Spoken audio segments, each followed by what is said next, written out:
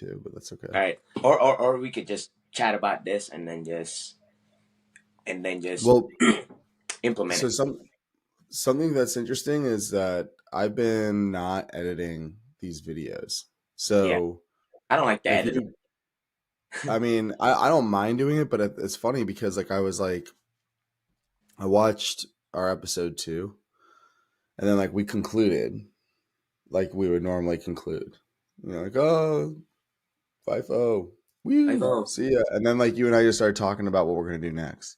And I was like, that part's actually probably pretty valuable to people. So I feel like Oh, we it's like should a do yeah, the it's like a yeah, trailer. it's like but that's like the interesting I think that's where people find it interesting too, is like Yeah, this is like the let's end the behind the show scenes stuff. and then continue to talk maybe for like 5 minutes of Yeah, just saying. we'll finish just like naturally like we've been doing. So it's the same thing like we're doing now. So like talking about the framework and the format. So we'll intro like 1 to 2 minutes of just like John of like, catching up, whatever, how was the weekend kind of shit. Mhm. Then introduce the topic, and then past, present, future, relevant to the topic for both of us. Then goal setting Goal for the setting. week to Mhm. wrap up at the end. Yeah, that's a recap. Goal setting recap, and then outro. Yeah, I think that's good. I think we got it, and that'll fill an hour. Let's keep it Oh, to easily. an hour. I'm gonna get a cup of coffee real quick. Sounds good. All right.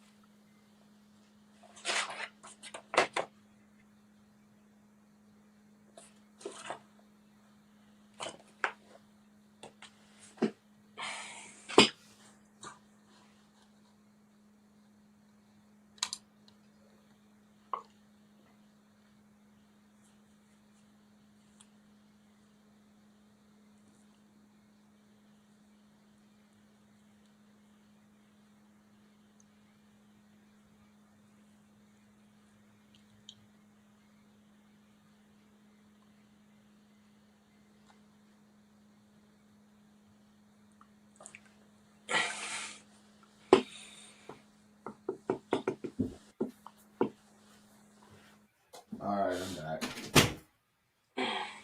Oh man, I needed some coffee. Cool. And then the last thing I'll throw out there, just as a thought, we should just keep winging the intro until we figure out an intro that sticks, and then we could throw like music behind it and like do like a proper intro. Yeah, I think the how you started is good, and then I jump in and say my piece. I think make it quick. It doesn't have to be like super long, drawn out, and everything. And then we could say it's something like you do yours, and I go FIFO, flow in, flow out. I start flexing or doing something, kind of do like my piece that everybody usually uh Used You to. do like that. You gotta do like the Terry. What is it? Terry Williams. Is that his name? Terry. What's his name? That big black dude that he was like on the Old Spice commercials, and he's like, oh, and like his pecs are flying around. Terry Crews. Terry Crews. There it is. Crews. Thank you. Yeah, I'll do something like bodybuilding, like I'll flex or like maybe That's I'll do that funny. this That's funny. All right. Cool. Let me finish itching my fucking eyeball. Me too, dude. Word. All right. Ready? Yeah, I'm ready. What's up, guys? It's FIFO, your boy Samnang here, Danny Marawinski, co-host, and we are here to raise the collective vibrations every week. We're coming in Monday at 6 a.m., Friday at 4. We go Mhm. over all sorts of different topics from personal development, entrepreneurship, and even just being a generally good human being. And we also are setting ourselves goal setting. And just as a reminder, Sam Nang and I, we went to high school together, haven't talked since then, over 20 years of no communication. You can go back to episode 1 and see that we started this podcast on a whim, and we've been growing it ever since. So thank you for being here. And let's kick off this episode. So Sam Nang, Wow. Wow, Danny. what's that like, huh? Bravo. You Is that a just bumped decent that little out the face. intro? He was like half asleep before he jumped on this episode. That it was just like Dude, you amazing. gotta have the switch, man. That Come on. was the coaching switch. Yeah, dude. So my intro is this. I'm supposed to like flex and do something and say, Ah, "Go there man, it come is. on, let's go, baby, let's go." You know, it's Monday. Monday, we gotta come It's in Monday, strong. baby. It is Monday's strong. my favorite fucking day of the week, dude. I fucking hate Fridays. You know, one of the things that I fucking hate the most. What? I don't know if this irks you or not. When people go, "Happy Friday," I'm like, why can't it be a fucking happy Monday? Why can't it be a happy Tuesday? Yeah, Everybody builds this up all the way up to like Friday, and they're like, "Happy Friday," and I'm like, why? Because now we get 2 weeks, two days off your weekend. You don't have to think about work, so it's happy. Like, I yeah, don't know, pisses me dude. off. My I like Mondays. I my like working. Mondays, I stack them. Today's gonna be one of my hardest days of the week. So today I got leg day. Leg day Ooh, is a hard day. This like my leg days are so like legendary. It takes like 3 or 4 days to like recover. Now since I made this like little quantum jump, my body recovers a lot faster. So almost like everything is improved. So but typically I would just go and smash it, and then it'll be like a day or two to recover and everything. But leg ooh. days is one of my mantras. Is like don't skip leg days, guys, because this is it's one of the hardest days of the week. And the reason why we don't skip leg days is because it builds like mental fortitude and it carries on throughout the day. Because the legs are the biggest muscles, they're the foundation of like the physique and everything. So that's why I'm always like, don't skip fucking leg day. Don't skip leg day. Um, but yes, side note, to continue on with the conversation, our mission is extremely important. And I like this word elevate because I want to teach you guys a little bit about the vibrational chart. I don't think we talked about the vibrational chart, which is Mm. very important because our topic today is going to be about gratitude. And gratitude is a great emotion, but there's also ways to actually have emotions higher than gratitude. So I do want to talk about the vibrational chart because also we want to make sure that our podcast is like interesting enough where you guys learn something as well too. So that's part of our mission. But the mission is to elevate the collective vibrations. And I have this chart, and I'm actually teaching it at Peak Performance Academy. This chart is developed by Dr. Joe Dispenza. But the lowest like emotions we have is lust, pain, victimization, suffering, shame, guilt, fear, anger. Those are those low vibration emotions when you feel triggered and everything. And then gratitude is near like in the 80%. I wish I had a computer to. I'm switching my computer to so we could show it, but Can you there's send it to me? I can yeah. pull I it can, up. Send it let to me me on. okay. Let me send it right now. Give me a second. This is So how technically savvy we are with this whole process, right? yeah, we just figuring it out. That's the process.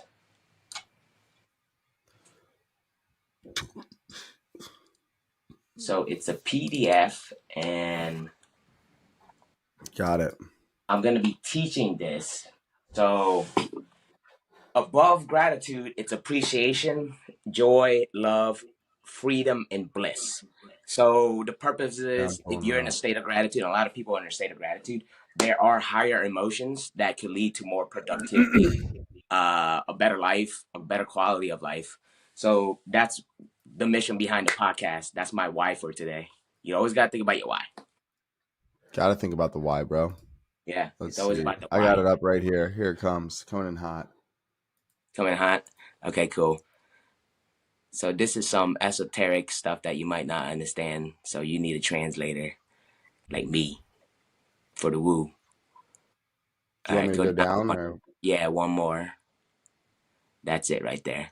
So that is the vibration chart, right? You could actually, I did a coaching call about habits and how it compounds over time. It doesn't seem like it's immediate to elevate this, so that's why I provided the coaching at Peak Performance Academy. Is if you're in these like low states, sometimes it's very hard to get out of it without support. Um, Somebody that's elevated and somebody that's been there could really help. So if you're feeling some type of emotions here in the low vibrational state right here, and that's what we call it, low vibe. And for me, it's like it's hard to get out of there without support. So that's why we're talking so much about raising vibrations and helping our friends. So the higher you get, where you're getting the bliss and the freedom, that's where a lot of the productivity, that's where all the healing starts to happen.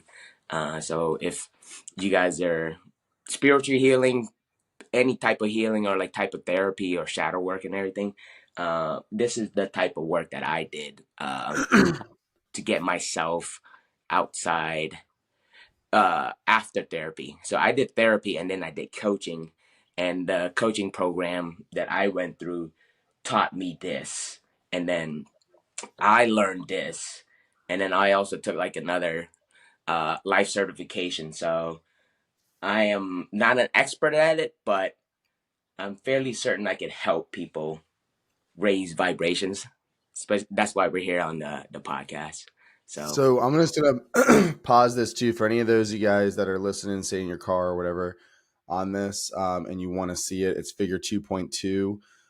Go to samnang.com and samnangman.com and hit him up, and I'm sure he'll be able to get you connected with this chart so you can take a look at it. It's yeah, a PDF download. He just sent it to me, super simple. So yeah, hit up Sam Nang, it'll be Facebook, or what it'll be in the Peak Performance Academy. So if you're there you interested, go. it'll be inside the and this is what I'll be teaching and coaching and stuff. So it's not I mean it's somebody that's experienced it, that has gone from these lowest vibrations and been able to pull himself out with other people. It helps a lot.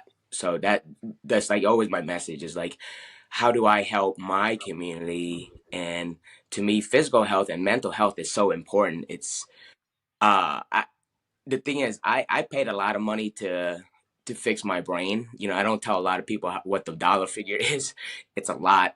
So the amount of money that I charge and at Peak Performance Academy and like how much free content I want, I actually prefer people to just get the information and actually work on it. And the way to build up these elevations, so it's gratitude. So today we're gonna talk about gratitude.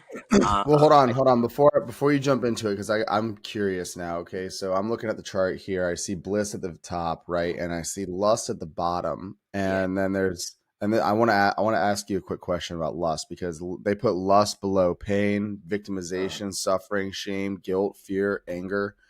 Mm. All of those vibrations sit above lust. Now, just I'm just wondering because isn't lust like it's your lust for like sex, right? Like being horny, right? I don't Am know.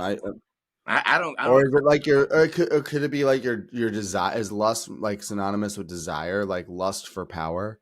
I think so. I think it's like lust for things that you don't need. I'm not 100% sure on that. Okay. Because I Uh, was thinking to myself, I saw lust and I was like, dude, if I feel like being horny is a pretty high vibration in my life, at least. I don't know. yeah, me too. Like when I'm like I don't necessarily feel like it's an emotion that's I think maybe worse lust is than like wanting something that it's like maybe instead of having just like one wife, you want 10 wives. I guess that's okay. lust. I think that's, but I don't know why it's in the survival emotions. I didn't make this chart. All good. We'll keep But, going. and also too, yeah. So I guess we could lead it. Do you want to just lead into like the meat and potatoes, or do you want to talk about how we're formatting uh, the show? We figured out how to Uh format. you could I mean we can here, I'll stop the share. So but we can talk about the format. That's fine. So like what we're gonna do is like you guys just saw, so we'll intro the show. We're gonna do like a 2 minute catch up, and then we're gonna introduce Sam Nang's gonna or one of us are gonna introduce the topic. And then when we go into the topic, we're going to go through our past, our present, and our future. And again, none of this is scripted, right? So like we're just figuring it out as we go. But that's kind of the framework Yeah, for how we're going to do it. And then we're going to finish off with our goal recap. So every episode, we're talking about goals that Sam Nang and I are working on. And then we'll go through outro, and then we'll keep the camera recording. So any behind the scenes communication, you'll get that too. yeah, So yeah, that's it. So yeah, so today raising the collective vibrations, and we're going to be diving more into that too. It's something newer for me. Like I understand it to some degree in yeah, the sense that like I definitely talk about in my life, even like last episode's story when I was telling about like keep just staying positive and keeping positivity out in the ether.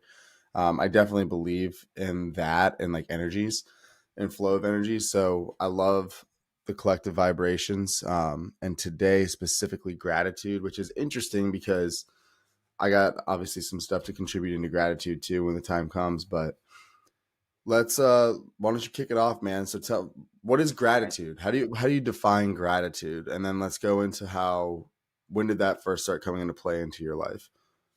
yeah. I guess gratitude is just a feeling. It's emotion. It's one of these emotions on the vibrational chart. So, um, you could say you're grateful for something, but actually feeling gratitude and practicing it.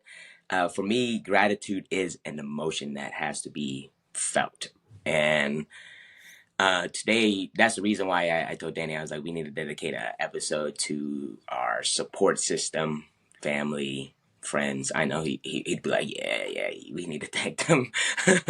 I mean, it's a good topic because I don't think we would have, I don't would, like, I don't, from where I am now, I wouldn't been here for like my family, and they're one of my biggest inspiration, and my community as well too. So I wanted to dedicate some the this episode to some of the most important people that have supported me on this journey and will continue to support me on this journey. I think gratitude is, like I said, it's an emotion, and that has to be felt, and that has to be expressed as well too. So if you appreciate somebody in your life, if it's like your spouse, if it's your kids, if it's your mentor, your coach or something, you tell them, right, and express to them, hey, look, I'm grateful for you being in my life. Like Danny, I am grateful that you came into my life and started help me start this podcast, right? We don't Likewise, do man. that because it's like because it took a lot off of my plate as well too, because I was planning to do something with like YouTube, relaunching my YouTube or doing some type of blog, and I was like, this is the perfect thing. It just showed up. And when you're going on this journey, and I want to tell everybody, like when you make a spiritual awakening and everything, and literally I was just like, all right, I'm just gonna fucking go with it. And I asked my coach, I was like, how do I figured out how do I find people's. She said, you will find people on the journey, and when they're on the journey with you, they'll help, and they're on the same vision. And I was like, man, she said that, and then you joined, and I was like, oh my god, this is amazing, because I was looking for help in the digital marketing space because I know it's such a big part of business and stuff. So one, I want to express gratitude to you, my co-host, and our friendship that's kind of evolved into podcasting and influence our friends and our family as well too. And then I wanted to give you the floor, and then I want to thank some of my close families as well too in my communities.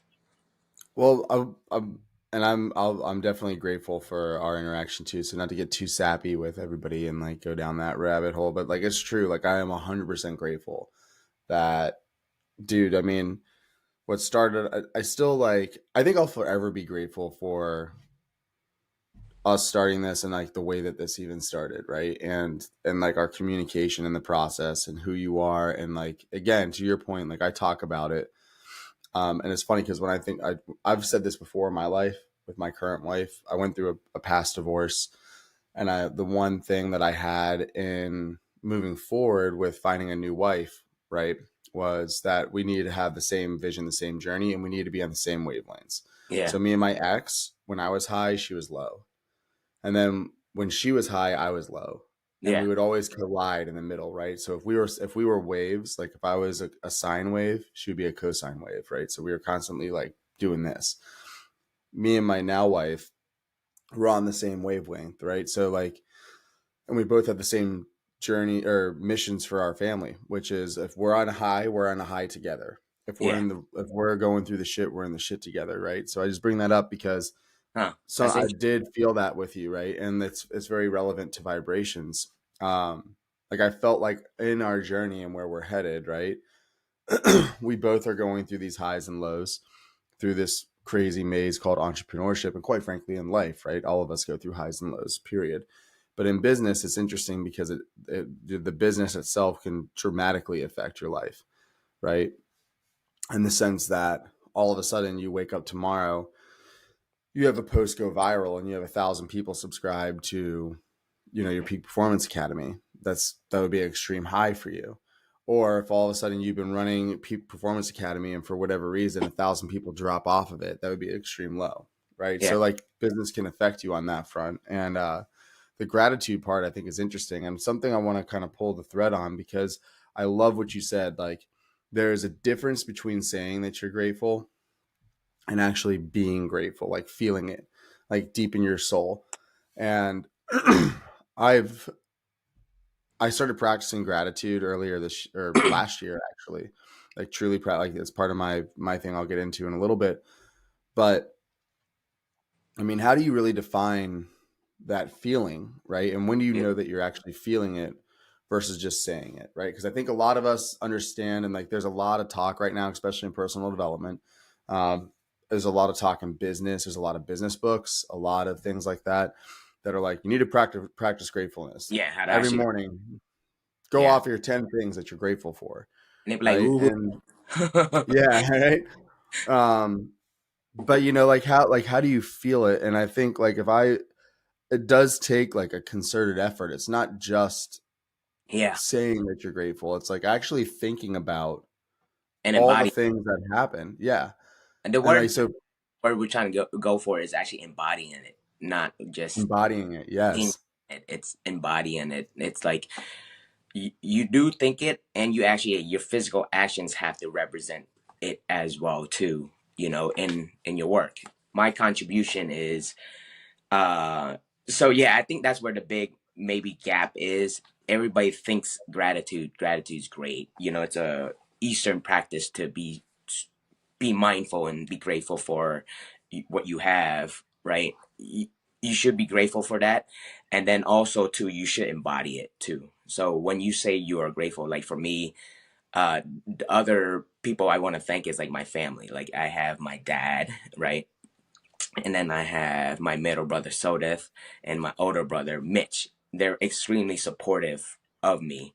And they're not one of those, well, our family's not like I love you, I'm grateful for you or anything. We're not really expressive like that, and that's where I'm kind of saying, hey, look, I even put it on my podcast. We never say I love you or I'm proud of you to each other, but we should say it more often. And the gratitude for me for like embodying it is actually thanking them and saying, hey, I appreciate you, and doing stuff that I know I have opportunities that they haven't had opportunities for, and showing that, look, even though I have, or I'm gonna say like, I want to show you that I'm gonna make you proud. You know, I think that's gratitude. I think like if you have a wife, yeah, that's my feeling. Yeah, It's and like I want to make you guys proud. I was gonna say too, like that kind of goes hand in hand with what I was thinking as well. And correct me if I'm wrong, but I almost feel like when I'm truly grateful, when I embody gratefulness about a given topic or subject, like for instance, even my gratefulness for you and us and FIFO and what we're doing here, I'm inherently proud. Like I am Yeah, proud. I feel pride. pride. Yeah, I think that's a good word. So I feel like it's, there's, I want to make you proud. I 100% do, because like I want to make sure I keep showing up for it. You're going to show up, I'm going to show up, period. It is what it Yeah, is, right? Even though I've been late that one time. Um I'm still going to show up. yeah. I wrote it in my notebooks. I'm just kidding. but like I feel like that's something that, like, yeah, you want to make, and obviously I love it, man. So expressing thanks Yeah, is one thing. And I think there's empty things. I think we've done empty things before. For yeah, instance, you order a Starbucks thanks. That's a pretty empty thanks. Like it's polite. It's like a yeah. social norm. But are you truly grateful for that person, right? Like do you feel it? Do you feel pride in who they are, right? That's a different story. And like I think that that's something that you got to realize, like that's kind of maybe the differentiator of the actual vibration of it, because quite frankly, I tell everybody about what we've done in this podcast, right? And I feel true pride Yeah. in our connection, and I share our story because I think it's so, like, it's so synonymous to a message that I'm trying to push out there to people, especially in the world of digital marketing, where so many people struggle with getting started in digital marketing. So many people struggle with getting content Yeah, and producing content because they're scared to put themselves out there, right? And the trick is you just have to start, and then you'll start to figure it the fuck out as you go, right? yeah. And I have a lot of pride in the way that we connected, and I'm very grateful for the way that we connected, because we did just that. We embodied that kind of mission, Yeah. just starting and then It's figuring it authentic. out, right? So Yeah, the word is good. It's authentic. We embodied it. I appreciate anybody sending me like kind messages or support. And the thing, like when you're in entrepreneurship and where you're asking people to do something, right? Sign up for a membership at this price or sign up for an e-course. Of course you're gonna get rejections. Nobody's gonna be 100%. Yeah, I'm on board. You know, but the response after it is not like fuck off or anything. It's like, I see what you're doing. You're gonna do great, and I appreciate you. When in time, those are the responses that I'm getting, and to me, those are fine. Like I love it. I say I appreciate your support. I'm planning to put out more content so we could support the community whenever you are ready. You know where to find me. Of course, they can find me on the internet. I'm everywhere now. uh, so I mean, so that's the let, point. That's the point of let marketing and advertising, and just letting everybody know an impression. Hey, I'm here. I asked, and I can be proud of it. Some people say yes, some people say no, and the thing is, like taking no's, you can be grateful for the no's. I'm grateful for the no's. 100%, You know, 100%. that makes me like, okay, that makes me want to be like, all right, I'm gonna put out some content that I think they might actually need, because sometimes it comes out like a big response was, I don't have enough money right now, and it's like, okay, well, perfect. I'm gonna create some content around being an entrepreneur, how to change your mindset, and to hell with that. It's not that um, I'm taking that as feedback and applying it 100%. to my content and stuff, which is I'm listening. I think the big thing is like as coaches and people that are getting coached, like listening is a big skill. And sometimes I just go on to communities and listen and read what other people are saying, and then just trying to figure out what they're struggling with, and then So just let try to so provide as much content. let's do this. Let's and I love that, man. Like I think that's so synonymous, and I think there's a good point to get there. So I want to ask you, think back. Okay, so I think that there's a difference between that embodiment and feeling Hmm. grateful and practicing gratefulness, right? Like I think there's a little bit of a difference. So, and I know by asking you, I'm ultimately like gonna have to respond and answer myself. So this is a challenge. I know it's a challenge for me too. So when thinking back through your life, when do you think you had that first time that you can remember that you truly felt gratefulness? And then when did you really start practicing gratefulness as part of your like, self development? So Yeah. all the way back to your history, right? Like when did you first feel it? Like when do you think you really first felt that emotion? To be honest, I don't think I really started feeling emotions until like that I could describe.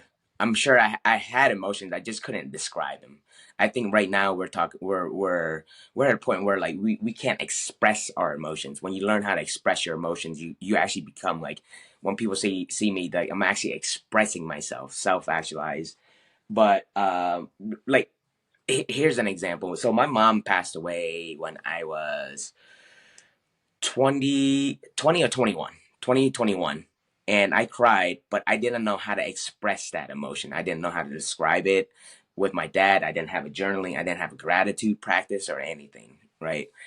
As I got older and started doing more personal development work, that's when I started understanding, okay, how do I describe this feeling and kind of express it at like I've always heard about gratitude, but started to like actually like write it down and started really to embody it was like around the age of 30. That's when I made a that's when I feel like I broke out of the matrix where I was like, oh, okay.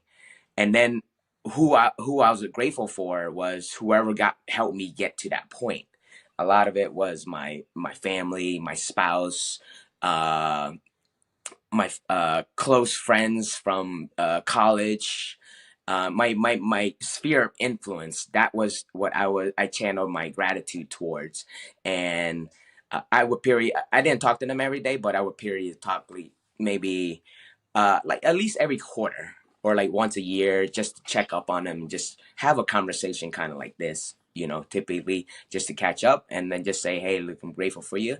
And then just continue on with my journey. And gratitude is a strong emotion. And I think just embodying it and just, trying to make people, your friends proud. When people say that they're proud of me, that makes me feel like really like, really grateful because that's the feedback that I've been getting is people saying that they are proud of me for being authentic and putting myself out there and putting out relevant content. So I was like, oh, I should feel proud of myself, and I do feel proud of myself.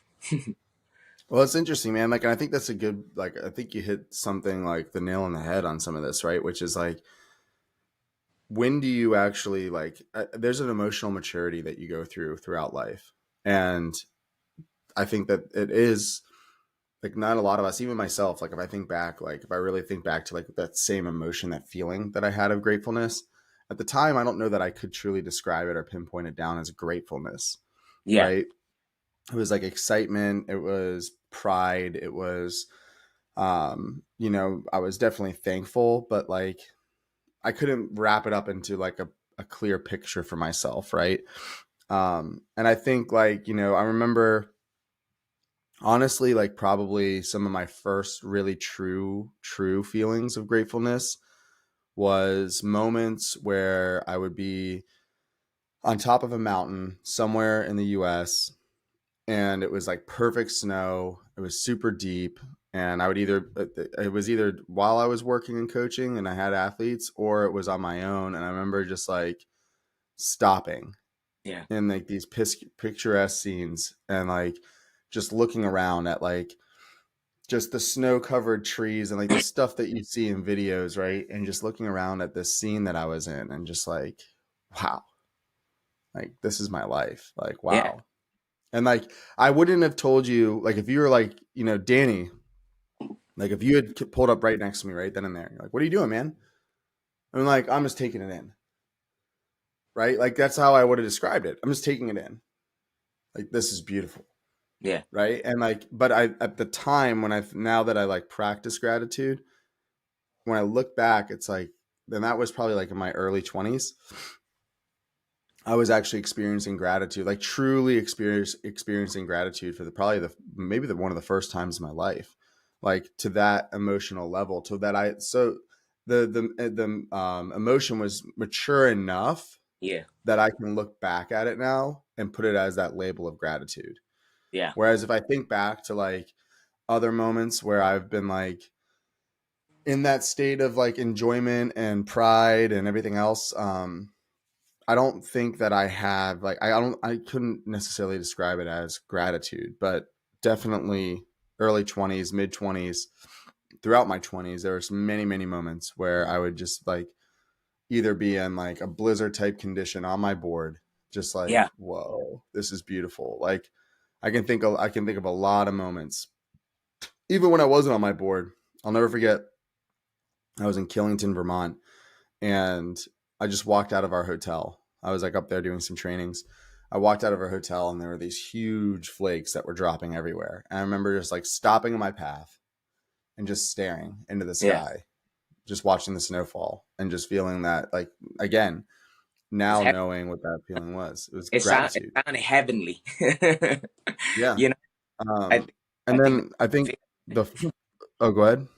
I was just saying that I think it's just that feeling when it's a great feeling, and practicing it. No, I was just continue on. I was like, it just sounded heavenly the way you described it. And I was like, you were It just, was, man. It definitely felt like a different spiritual level that I yeah. was on. Right. Look at you, all spiritual, And Annie. look You're at all me, woo. dude. Look all I'm woo. all woo woo, bro. But like then I think like the first time that like I probably could have labeled it in the moment of gratitude, and ironically, it was my father's funeral. So my father passed 5 6 years ago, and nobody really prepares you for how like what you're gonna feel when you lose a parent, right? And I didn't know what to expect. It was so my dad had a funeral, and then 6 months later, he actually had his burial service in Arlington. He was a colonel in the Air Force, so to get into like the burial service, there was like a wait list. So Yeah. we did the funeral, a week or two after he passed, and about 100 people ish showed up. And I'm standing at the front, and I share the same name as my father, Yeah. Daniel Jude Marawinski. And I remember, like, I didn't cry Yeah. at my dad's funeral. I cried like a baby at his burial, but I didn't cry during the funeral.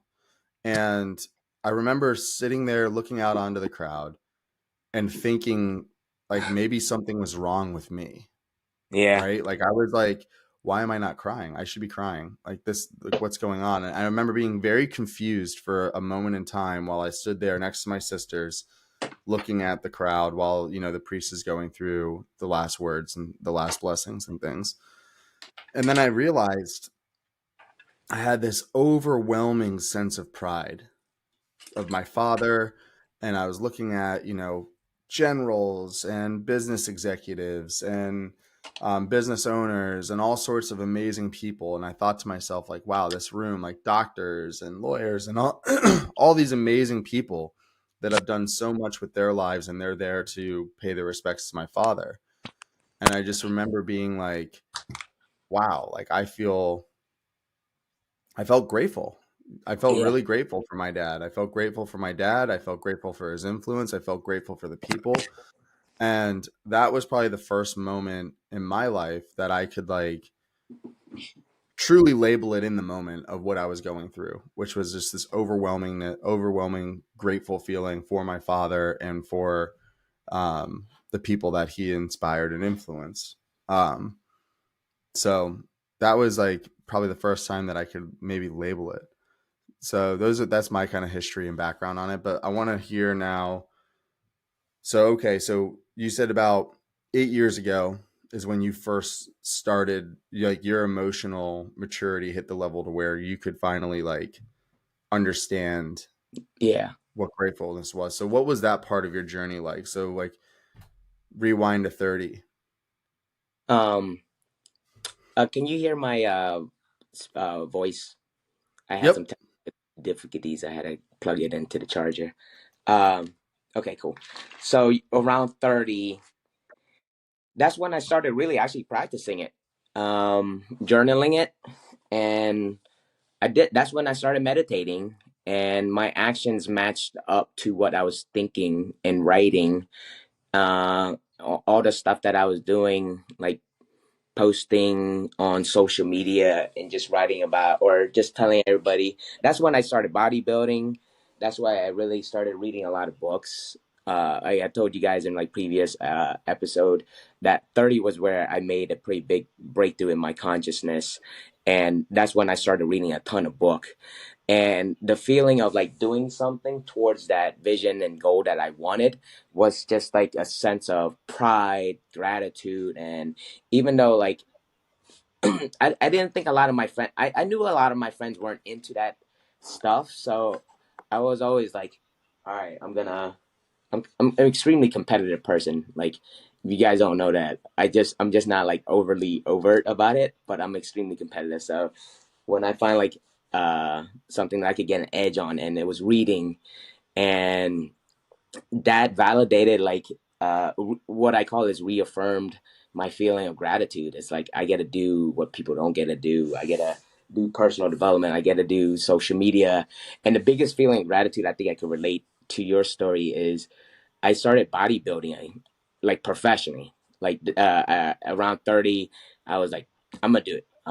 I always had a dream to compete in bodybuilding, and I never stepped on stage before. So that act of every day of being able to go to the gym and eat the food that I could eat, because I used to bodybuild in college, and I was a broke college student, and every day I would have these meals, and they were the same meals over and over and over, and be like, hey, at least you're not eating tuna uh, and egg whites like you were in college. So that feeling of gratitude just helped me pull me along.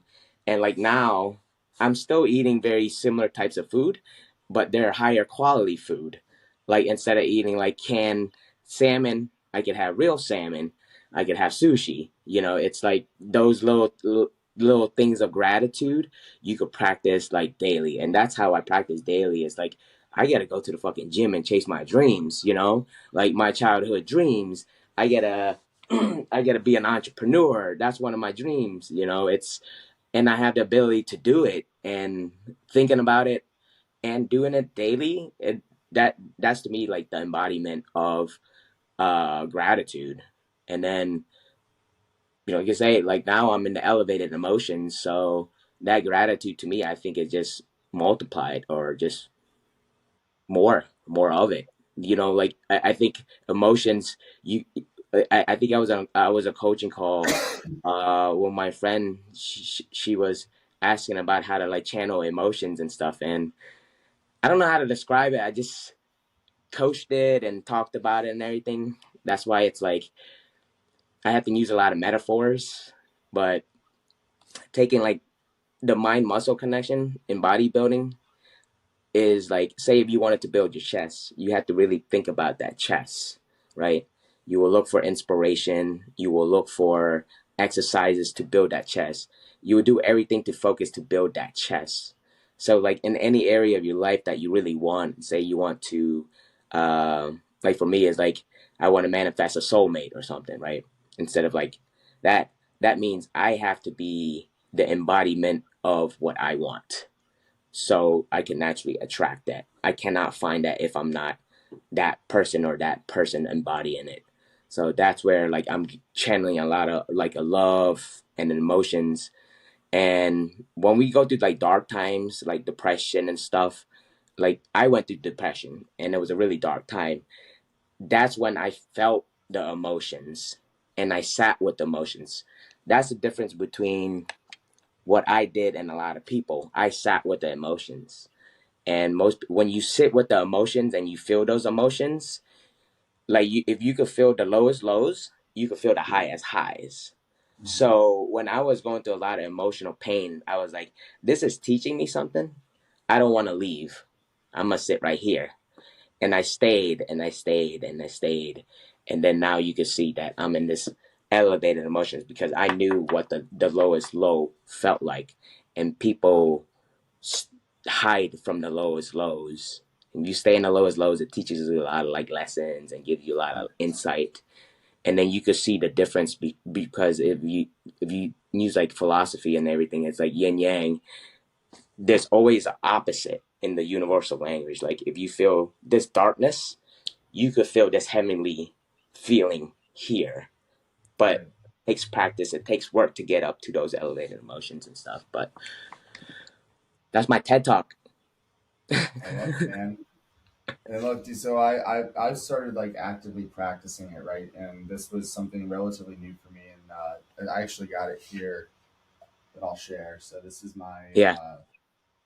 this was I wrote this on August the 24th, 2023. So August the 24th last year, and this came originally from one of my clients actually. And at this point, I was 2 months sober, and I was starting to make some headway in my business, right? And I flew out to Wisconsin to meet my client. He was one of my first customers, probably my longest customer actually to this day. He still works with me. Great guy. He's super wealthy, investor, but he has a heart of gold and extremely generous. And he has a newsletter that I'm helping grow. It's all about crypto and investment strategies for crypto, and he also has investment strategies in precious metals and mining. And then he raises capital for businesses, right? Awesome individual, very smart, very intelligent, and he gave me the book here. I think I sent this to you, Samnang, a while back. It's by Eckhart Tolle. It's called The Power of Now. Yeah, everybody's reading that now. That's like the the trendy book. I read it. It's pretty good. So he It gave talks me a this lot about book. the ego in Yeah. that one. Yeah, the ego's hard. So he gave me this book, and he was like, "Danny, you need to start practicing your 10-10-10." Yeah. I'm like, "Oh, what's 10-10-10?" He's like, "Every morning, say take some time and write down 10 things you're grateful for, 10 affirmations, and 10 manifestations, and then read them off to yourself in the mirror, and look yourself in the eye in the mirror, Hmm. and like pause on each one of those, and actually, like, I love the word body it, because that's what it was. It was embodying the emotion, Yeah, and right?" buy it. So I'm gonna read off my 10 things that I was grateful for, Yeah. which was I'm grateful for my family, my wife, my friends, myself, my clients, my employees, my network, my challenges, my community, my faith. Right, and I spent a lot of time thinking about each one of those. I think family is a pretty easy one for a lot of people to understand and wrap their heads around. Right, I think a lot of us are Hmm. grateful for our family. And the ones that I started like struggling a little bit with, right, were being grateful for myself. Um, that's an interesting piece that I had to like kind of dissect for myself. Like, why am I grateful for myself?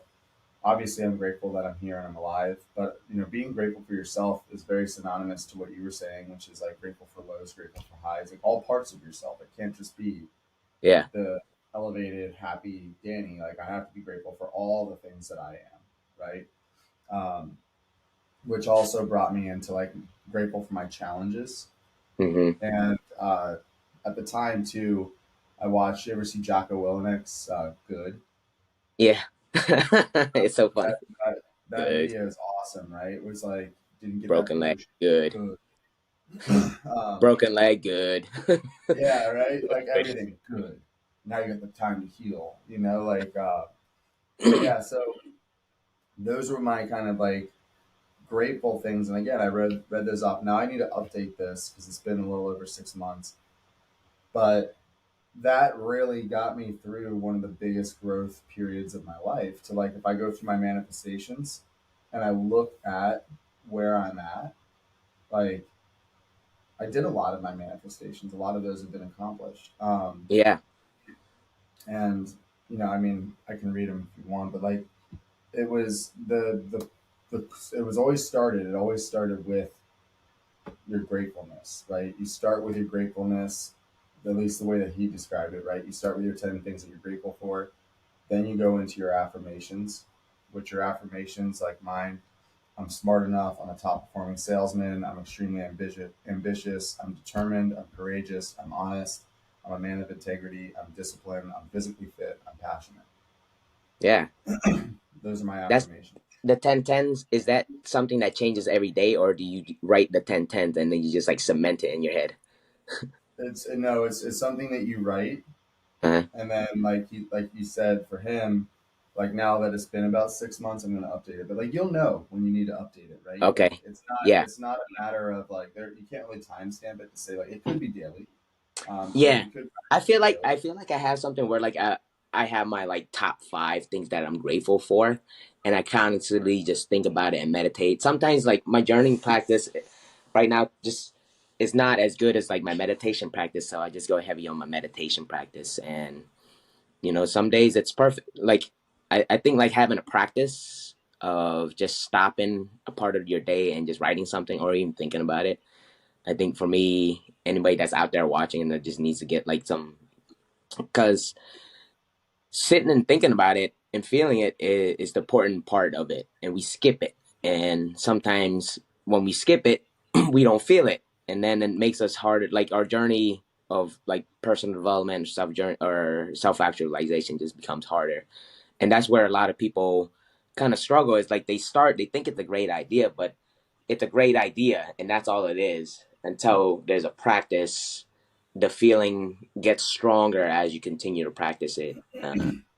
So, you know, I'm pro gratitude. I know you are, 100%, and man. yeah, And I think forward thinking thoughts, at least for me, like on continuing practicing gratefulness and things of that nature, right? Is like one of the things that when I look into the future for myself that I've learned, it took me a long time to get to this point because I used to. I think a lot of people fall into this place where I was, which was like I looked forward to my dream outcome. hmm That's what I looked forward to. That's what I was grateful for in my future.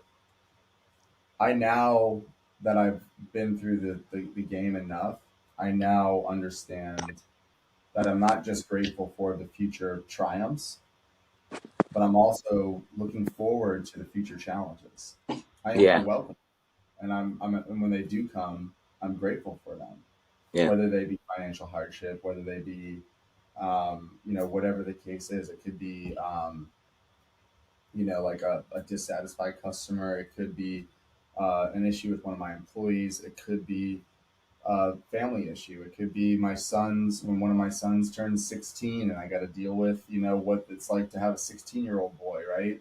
hmm But the different challenges that I'm also going to face in life, I have a very, very clear vision that I'm looking forward to those because I've right, learned through over and over and time and time again that I become better with each challenge.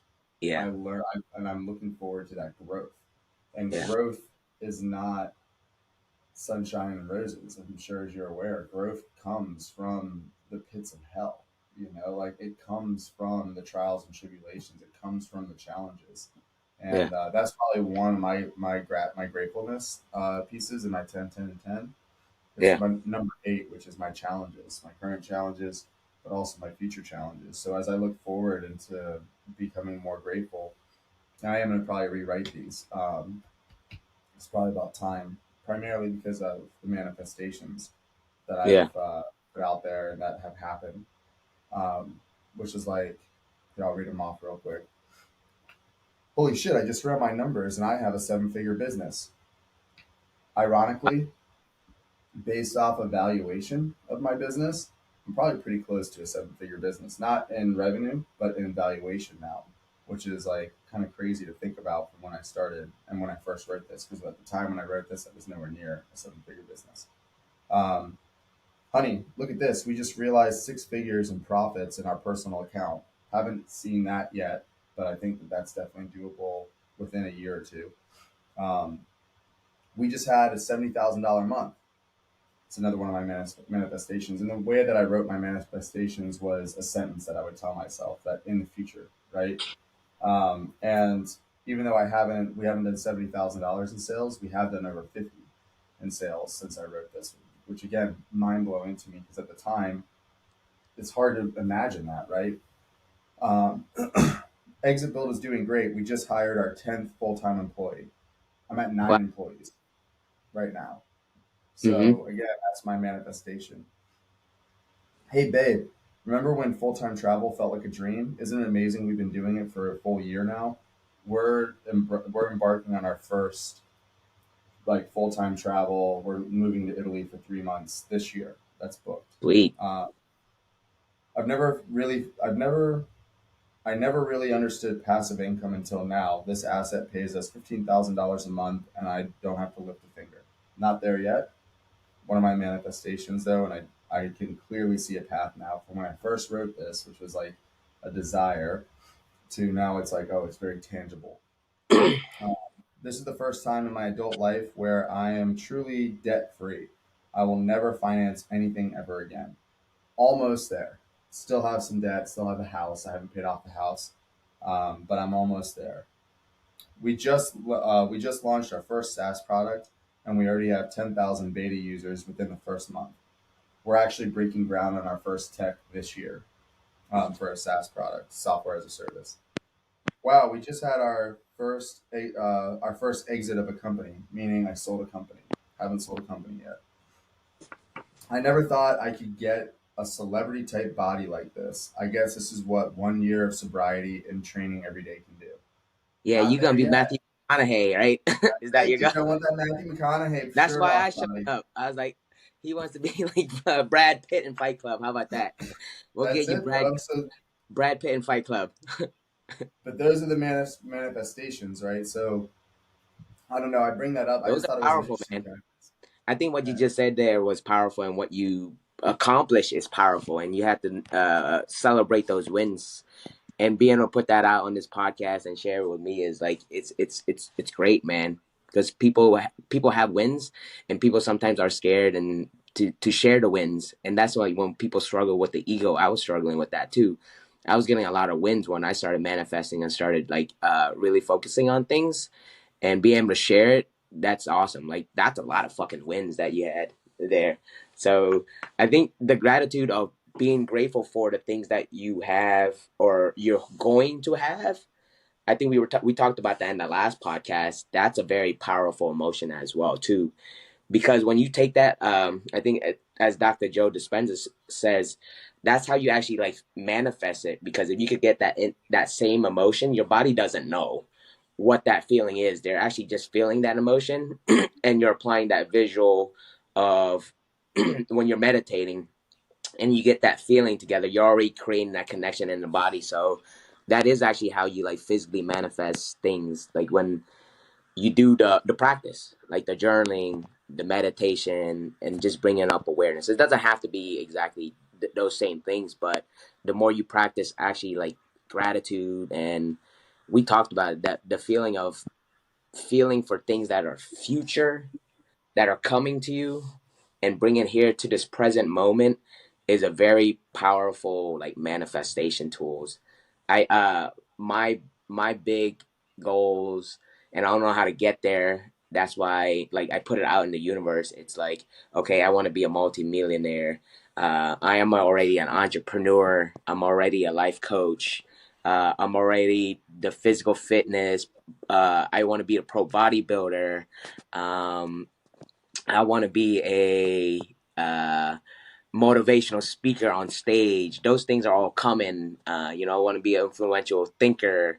I want to be influenced. Those are all coming. Those are all coming. They're not here right now, but it's just a feeling that, even on being on this podcast, we're just generating it. We're just putting it out on the universe. And we talk about again conviction. To me, I really truly believe it. And when you truly believe and you put it out there in the universe, it tends to happen. The big thing is we don't know when it's gonna happen. It's going to happen. We just don't know when. That's why it's like compelling for me to share our story and everything between what we're working on with our business and entrepreneur and getting the same just energy and vibe of knowledge and just sharing. So I'm super Well, happy. and it's interesting, like, and on that thread, I'm sure you've probably heard of the red car theory, right? The what? Have you ever heard of the red car theory? Yeah, is that when you? You could explain it, but I think I know what it is.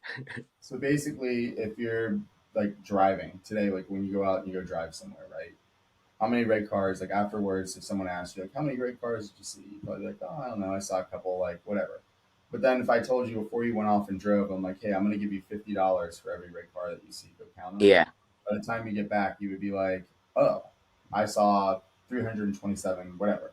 You'd know the you exact became more number of red aware of it. cars. Yeah, Yeah, so it's the same idea in these manifestations, like public speaking, you said, is like one of your things that you want to do, right?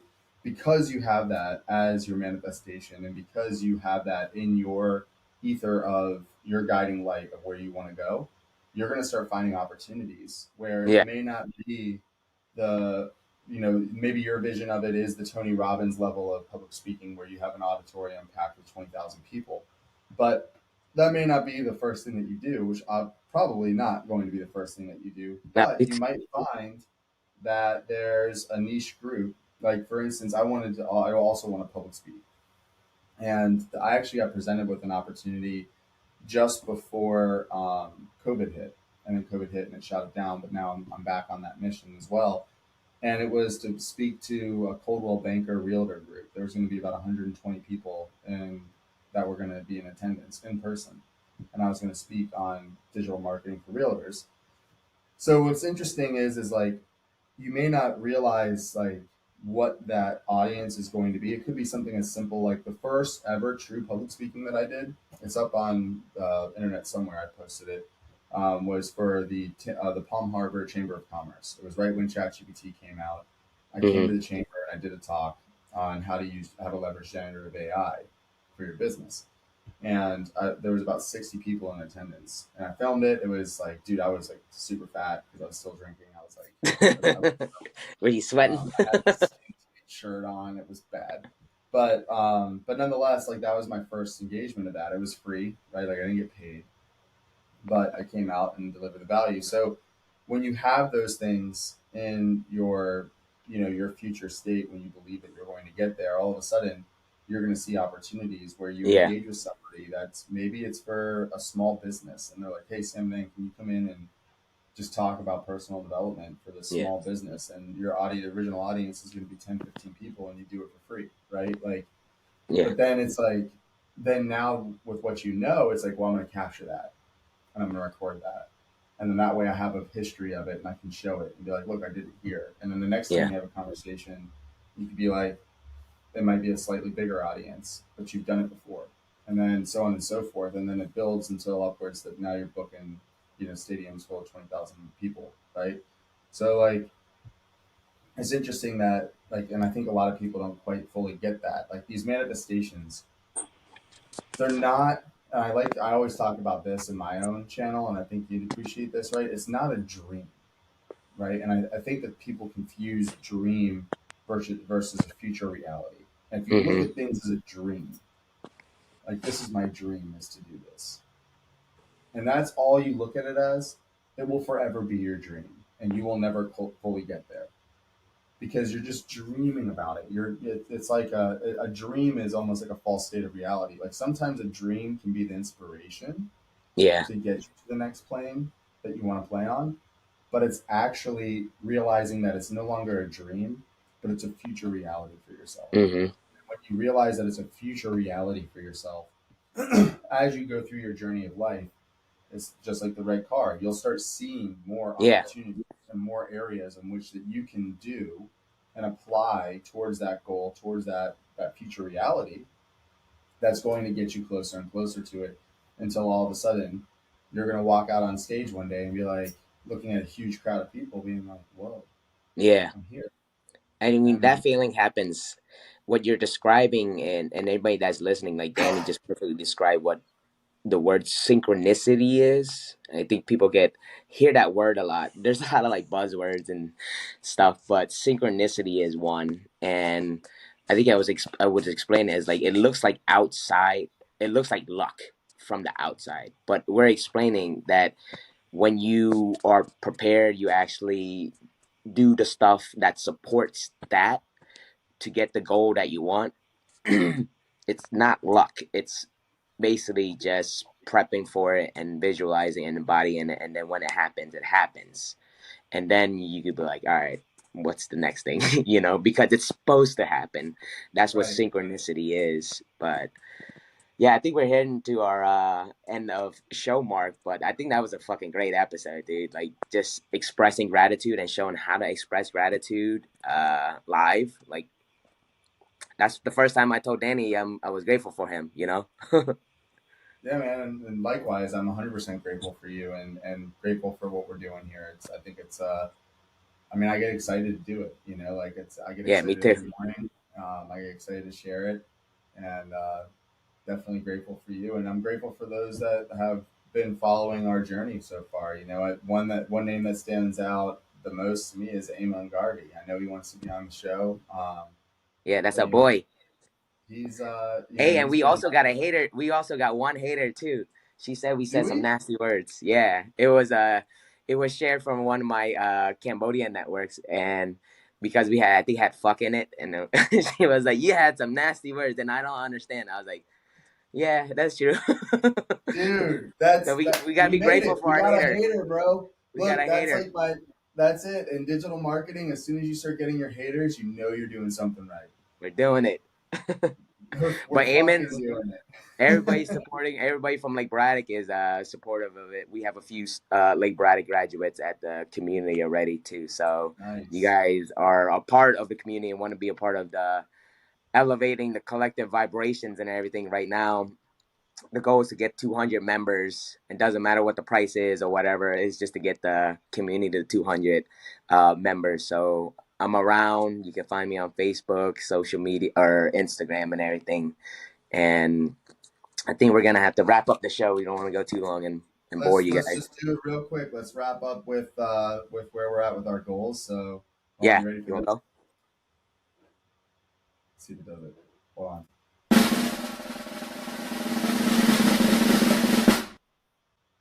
You like that? Did you hear Yeah. What is that? Is that our outro?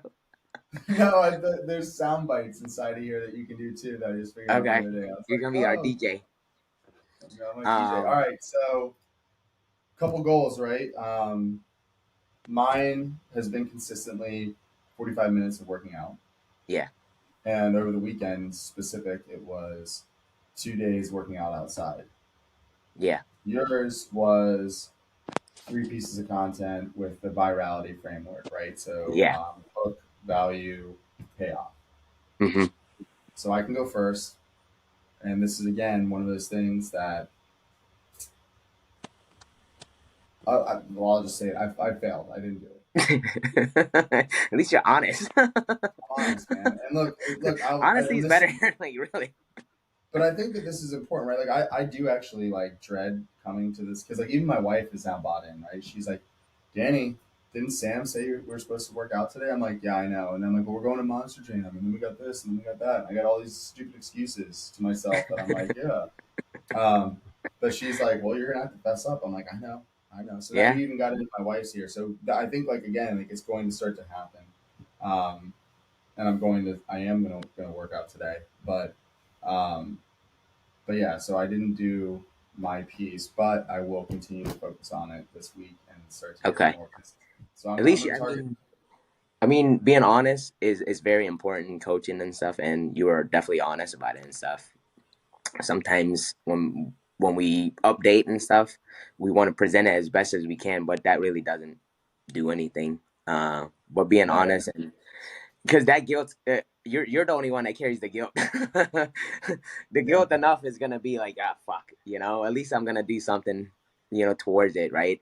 And that's just being mindful and stuff. So, and then you eventually, and then now you got your family involved, which is good. Health and fitness, having family involved is very important because it is a lifestyle. If one person is on a healthy lifestyle and the other person is not about it makes it very difficult to just kind of set back into same routines and patterns of eating the same type of food. So the buy-in yeah, with the family is extremely important, and of course, it's a benefit. Like I was talking to my brother, like your kids will see you growing up exercising. That is actually like a natural part of your lifestyle. So that's it's a win. It might feel It's like a getting loss, there. but it's, I will say too, I'm going to the chiropractor now, so I signed up for a 6 month program with a chiropractor to help fix my posture because I need yeah, to get these shoulders back. And he's into fitness as well, so he was telling me big chest. So I have been walking around yeah, like this and trying to pinch my shoulder blades, and I feel like that's all aiding towards like I feel dude. like I Imagine definitely if you feel had like if you had a big chest instead of a bird chest. I know, right? It's coming, dude. I can't do like I can shift my shoulders around to do the Terry Crews pec pop, but I'll Big get there. chest Danny. That's what we gotta Big call you, chest. Big chest Danny. Big chest Danny. All right. So I did. I was like, all right, I'm gonna do 5 pieces of reels on TikTok. I opened up a TikTok and I watched a couple of other influencers on TikTok to kind of get an idea of what the hook value payoff was, and I did 5, and they were short, lifestyle tips, lifestyle tips, just quick tips, like what to eat for breakfast, how to avoid snacking, how to change your mindset on this. So um, the hook value payoff was good. I was consistent. Well, I actually just posted. A quick tip for productivity for anybody that's watching is I do things in blocks. I just do them all. Like if I'm gonna shoot or edit and stuff, it's like an hour or two block until, and I do as much as I can as possible. Like if I need to edit reels or anything, I just do it all at the same time, so I'm not bouncing. So I did literally after we got off the phone or off the Zoom call, I shot like 5 of them. It took like an hour and a half, no, probably like 2 hours, and then I put them together and I just posted it.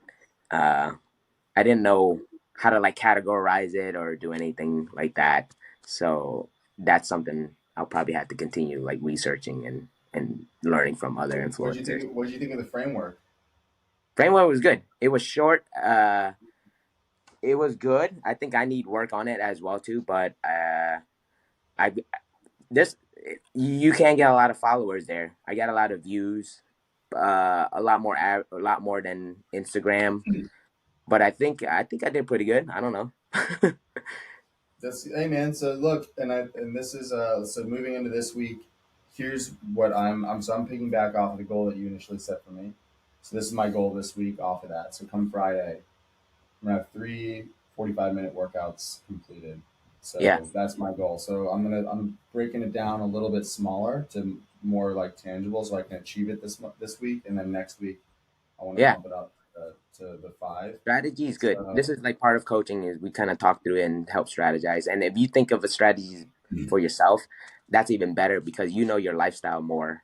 Uh, I'm just here to just like support and stuff. so yeah, so I'm going with three this week, three 45-minute workout pieces. So Okay. what about you? What are you gonna take with this framework? What are you gonna do this week? For the framework So for sticking the on the same thread, so the virality framework that I gave you as far as hook value payoff, uh where can you apply that? How are you gonna take that to the kind of the next phase? Like what's your goal? I guess what my goal is to go on TikTok and do a little bit more research on how to go more viral, I guess, maybe to get more views. So right now the views are at like 500.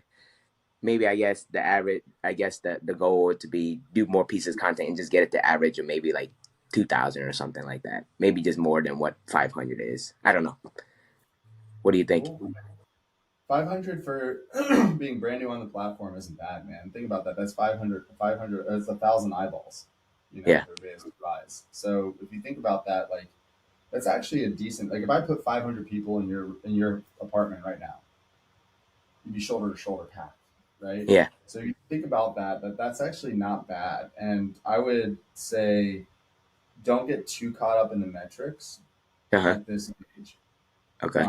The metrics and the analytics are all great tools, and they're great once you start growing. I think for now, the trick isn't to over like it's you're into a position where you can easily get analysis paralysis, right? Where you Mhm. over analyze too much and it slows your production down.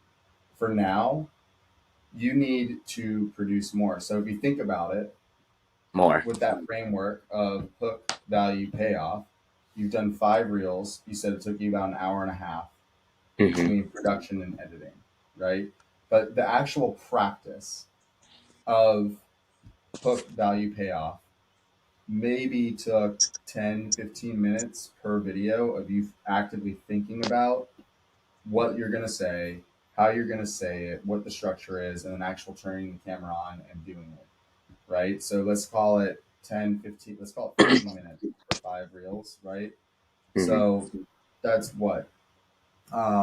Actually, it's about an hour and a half, right? So, um, yeah, it's an hour and a half, an hour and 15. So, anyways, you've practiced this now for a grand total of 1 hour and 15 minutes. So if you think about that in context of like say the 10,000 hour rule and your actual experience practicing that, you just Yeah. need to up the quantity and just keep practicing, keep putting it out there, Reps. and don't worry too much about where you're at from a stats perspective just yet. It's great that you Okay. have it and you can reflect back on it, but at this stage in the game, the analytics really come into play and become powerful once you have a larger audience, and that's when you can start to leverage the actual analytics to help grow the channel. But Oh, at okay. this stage, you just need to keep practicing this framework, and you need to get the reps in. It's just like working out, right? It's like me. It's like me doing a 45-minute workout routine, and then like immediately measuring my chest, right? Yeah, I Like gotcha. I'm gonna be like, well, I think I got a couple centimeters on it, like so. You're right. It's at what point does it matter? Like it's like, oh, let's do a litmus test, maybe one out of every 30 days. So if I go 30 days of doing it, maybe measure up front and then go 30 days of consistency and then Okay. see where you're at and then make your adjustments, right? So think of it the same way, man. But for now, you just need to get comfortable with that framework and just repetition, repetition, repetition. Repetition, repetition. I think that's what I think I got a that framework is good. And then I think the idea of just doing like uh, quick tips like, hey, are you struggling with um, body fat or are you struggling with this, right? That's like the hook because I think that's where Yeah, like I learned them. And then I think I need to work on the payoff portion. But, and what you said about the reps and everything, I think that's spot on. Like when I coach people as well too, is like people just focus on the weight or the scale, and there's other things that benefit as well too. So I think doing the reps, I'm okay with doing more reps. I'm all about reps. Uh, for me, it's like repetition is the mother of all skill. That's right, what I say. Um, but yeah, I think that's a good ending point to our yeah, show. man. Yeah. So this is wrapping up FIFO. So flow in, flow out. New podcast every Monday at 6 a.m. and Fridays at 4 p.m. Um, Myself, Danny Marowinski, my boy Sam Nang, Yep. co-hosts, and yeah, every week we've been doing this, and again, haven't seen each other, talked to each other in over 20 years, and decided to just jump on and start doing it. So here we are, and I think we got a little framework now, right? So we're gonna have a topic. We're gonna go through our histories, our current state, our future state, and then Yeah. also our personal goals as we continue to coach each other, and we are growing in public. So this is out Yeah. there for everybody And that if can you see guys that. have like topics or things that you guys enjoy, love us, or hate us, feedback is welcome. Criticism's welcome as well too. Just as long as it's constructive. Hey, no, man, I love it, dude. Go ahead, send over the nasty stuff. You don't like me, you don't like my colors, you don't like the logo, whatever. I don't care. FIFO, fuck it. All right, man. I think we're gonna log off, but we got Let's some do it. admin stuff to talk about. I think, right? Yep, I'll keep it going. So that's the end of the podcast, and then this will be our whatever behind the scenes. So if you want to continue to Yeah, listen, behind the scenes. behind the scenes because we'll keep that live. So that being said, I had a thought. We're coming Yeah, up. This is episode 8 now, I 7 or 8, believe. I think. I can't remember. I can't remember either. We're scheduled out. We're scheduled out to the 19th currently, and that was episode 5. But then I know I need to pull down Friday's episode still because our last one was when you talked about digital marketing goals. So that was like when you were kind of interviewing me. Hmm. Um, I have access to the YouTube channel, cool. so I scheduled out on YouTube too, yeah, I saw it. and I Um, added in the different thumbnail or the is your thumbnails and videos. are you guys? That's something I actually need help with. It's like SEO, and maybe I don't know. We talk about it now, but like learning how to categorize the reels, YouTube videos, because SEO is like, and how to like get like our brand ranked on like Google or something like that. That's something I think, I don't know if you want to talk about now or we could talk about it. We can. I mean, so with SEO, the way you gotta like the best way to describe it is like you gotta understand how Google makes their money. Like, if you can understand their core business model, then it makes SEO that much more tangible for you, right? So the way Google makes their money is they obviously have a large audience and they make their money through ads. The bulk of their money they make is through ads. So if I Google search something, like if you type in like, personal trainer near me, you're gonna see sponsored ads, right? Yeah. And when you click that sponsored ad, you are charging whoever is sponsoring that ad is paying Google money. So to give you an idea, this I got to look at the most recent one, but like back in the day, this is like I don't know, a little dated, like maybe 7 8 years ago. The highest paid keyword in the world was Houston maritime lawyers, and they charge these lawyer offices $975 a click just to click the ad. So that means that that company, that lawyer firm that was paying Google to advertise for that sponsored position, every time that ad was clicked, they're paying Google 900, almost a grand, and made sense in their business model because you get one of those cases, and the average case is like a $25 million case. That's So which you pay, right. That's what it's called, and pay it's per click. pay per click. Yeah.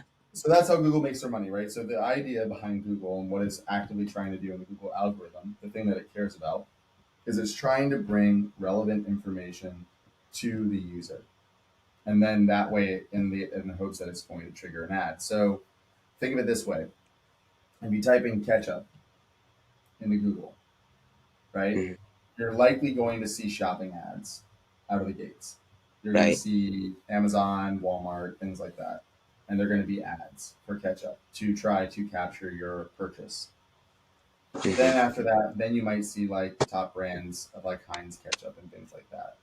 But you're not going to see, if you just type in ketchup, you're not going to see the very first thing you see is the history of how ketchup was invented, right? Like you're not, it's because it's not relevant to the person typing it in. So the algorithm is constantly trying to understand what relevance is to the user.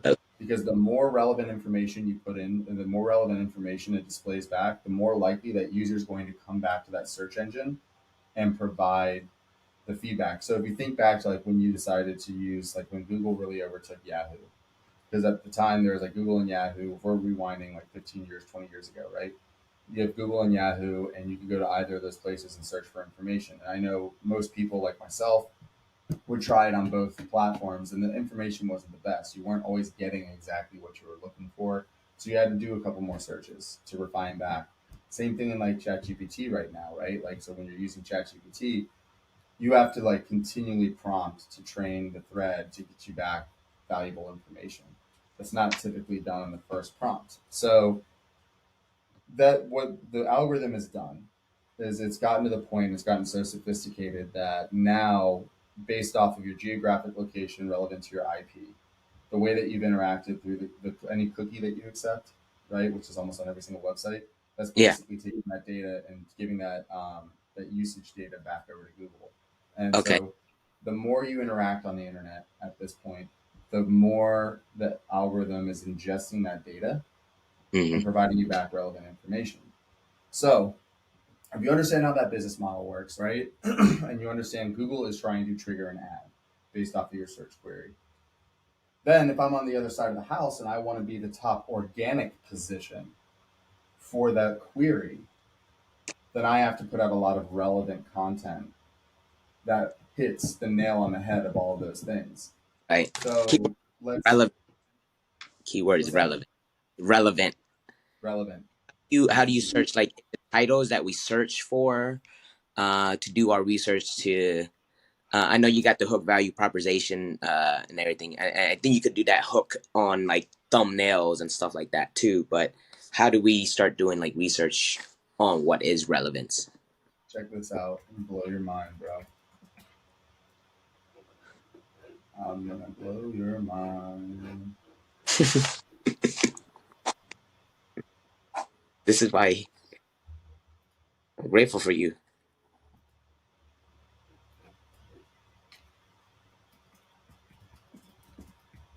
Oh, there it is. Just gotta get the right site. All right, check this out.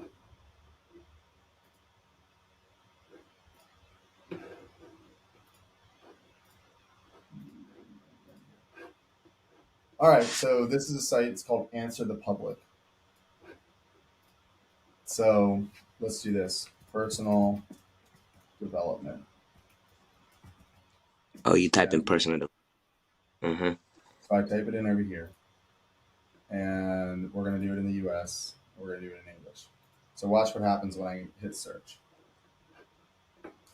So it's going to give me the volume, Mm-hmm. how many people are searching for per month. It's going to give me the difficulty and then the cost per click. Okay. Mm-hmm. So what this means is this is how many people are actively typing in personal development in the U.S. per month. 12,100 people. Now down here, this is a breakdown of what's highly searched, average search, and low search. Oh And shit. these are actual questions that people are typing in.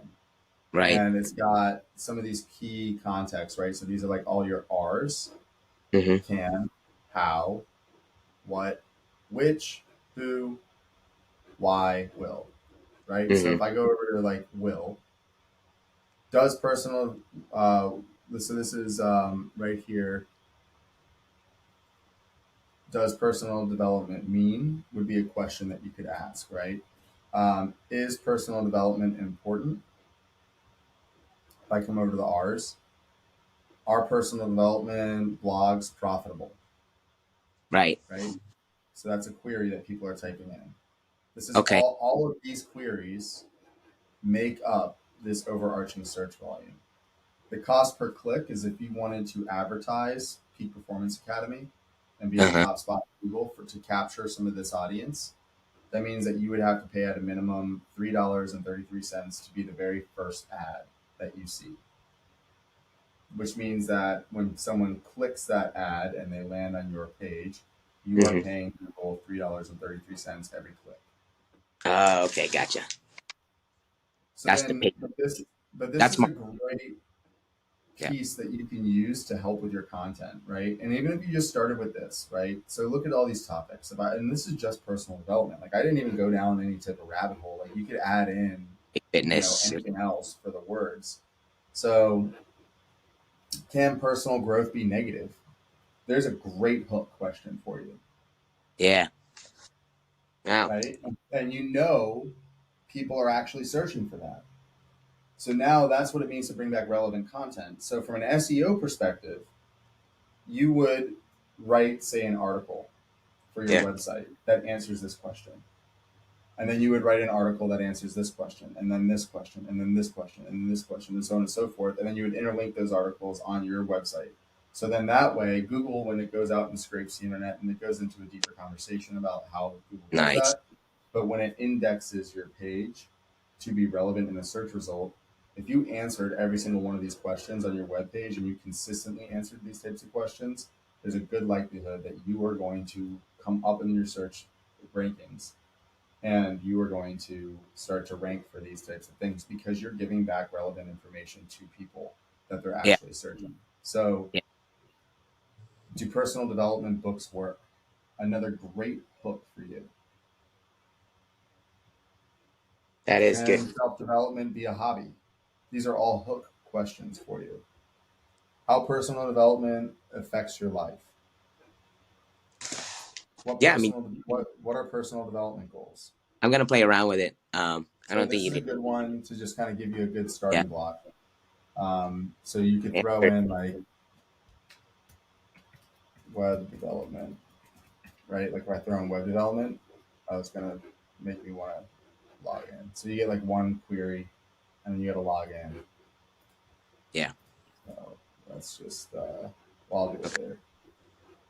But that's a good example of like how you can leverage tools like that Yeah. to start to get an idea. So that's one step of it. And then it goes into the frequency in which you release content. So if you start doing it daily, then the bots. So there are actual machines and bots that Google sends out. They're called spiders that literally crawl every single website. Okay. So these spiders, their job is to grab the URL, which is literally the long tail URL, right? Research the content on there. It's looking for relevant keywords back to these queries that they're Hmm. getting. And then they're going to index you, meaning that you're going to be in their database.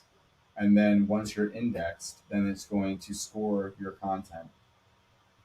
The general criteria for scoring on what is relevant content versus not, and it goes into much more deeper than this, but to start, just to give you a good starting block, is the keyword density. So is it keyword rich and not like keyword packed? So there used to be, to give you an idea, there used to be like keyword packing was a strategy back in like the early 2000s, where literally, for instance, personal development, people would do this, and it's a shady practice, and it's not really that good anyways. But they would take the word personal development. Let's say that your background on your website was white. They'd write it in white, and they'd list it all over the back end of the site. So you, as a user, didn't see it, but Google would scrape that and be like, "Oh, Oh, it's listed 10,000 times on the site. It must be personal development," even though it had nothing to do with it.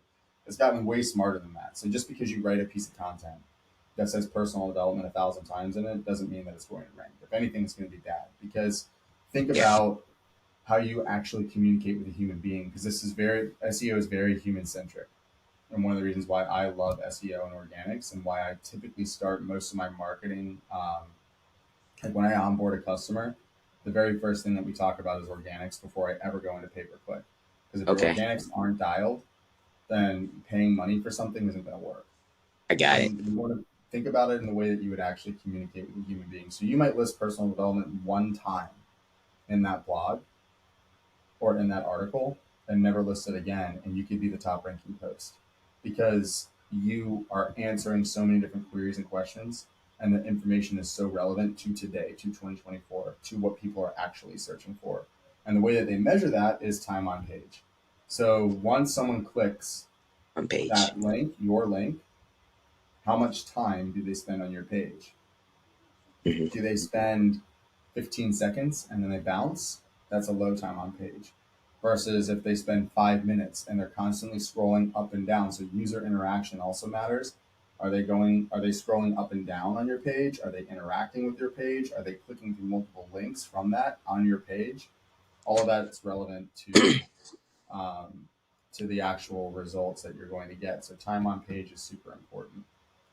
And then there's backlinks, which in the SEO world and organic like search traffic world, backlinks are the equivalent to followers, if you will, on social media. Backlinks. That's that's or people sharing your content, right? That's the equivalent of a backlink. So that would mean like, I link Peak Performance Academy on my site, right? Hmm. So you write an article and I give you credit and I link it back from my site. So how many other websites Or are promoting. pointing back to your site to say that you are in fact the authority on this subject?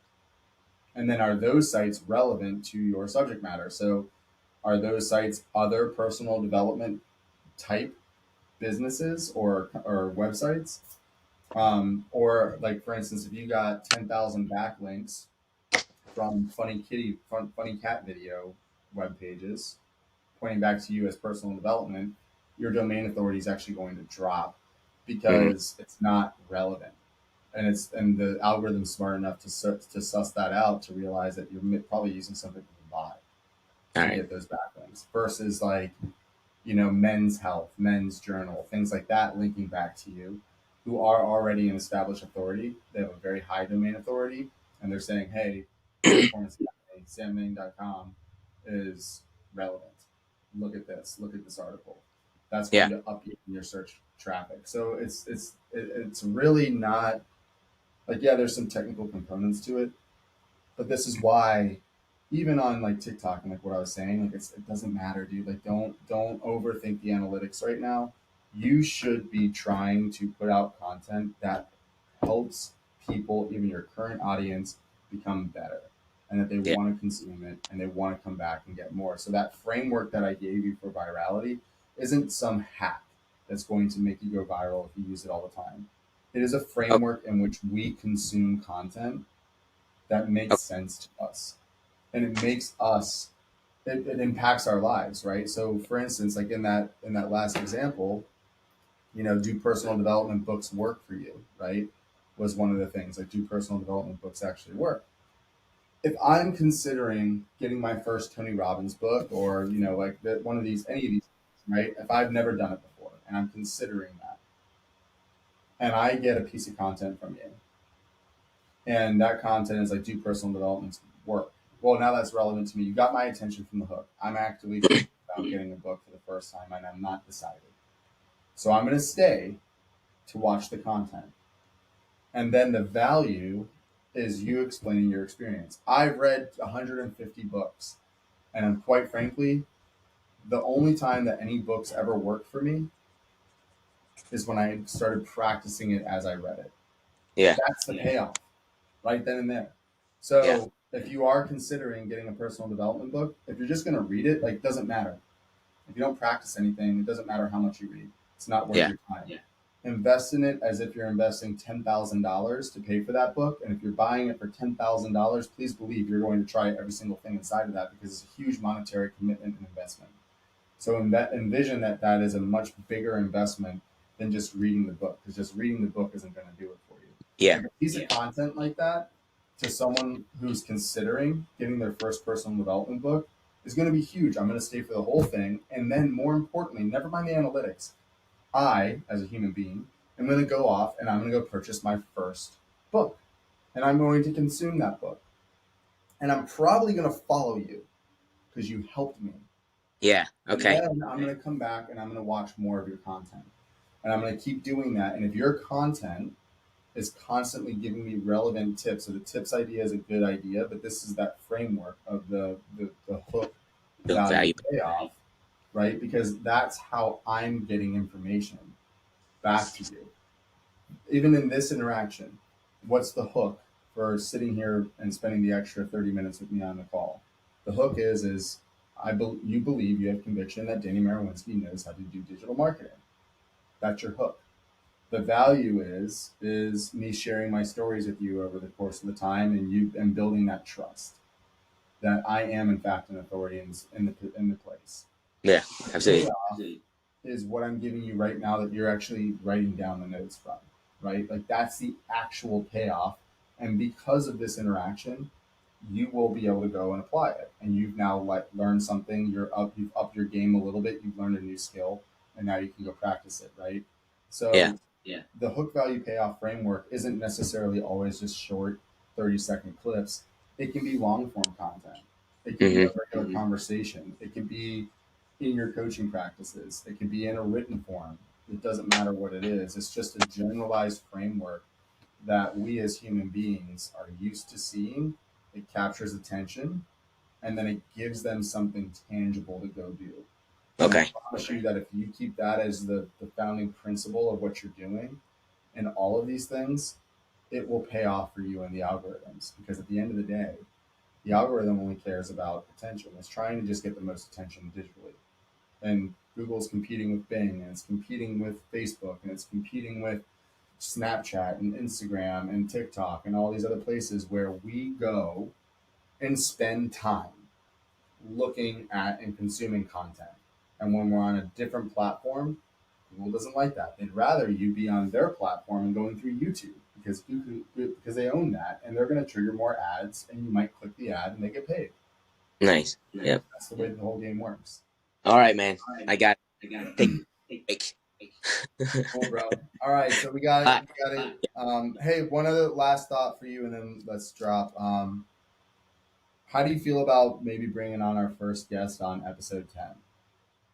Yeah, we're on episode 7. I think we're on 7. We're either Okay. You have a guest lined up, I said we bring on Amon. Amen? Okay. Yeah. Yeah, dude. I think that would be great. Dude, he threw his hand up. He was like the first. I want to be your first guest. I say we bring him on. I got a couple others that Yeah, would be interested in joining. I definitely have a bunch that would be interested in joining that have like really cool stories. I just think, as we try it, we can game pig with him and see how it goes. yeah. I But we think, probably should, and maybe we even like pick his brain yeah, and be like, hey man, what questions should we ask? yeah. And I think that's good. I think it will inspire other people to podcast as well. It's if we could talk about it, it's not really. It wasn't crazy hard to do, but I guess we could talk about it too. But yeah, I think that's a good idea. Episode 10. Yeah, I'm Cool. okay. Yeah. All Okay. right. All right, All brother. right. I'll see you on Friday. Great podcast. Yeah, bud. See you, man.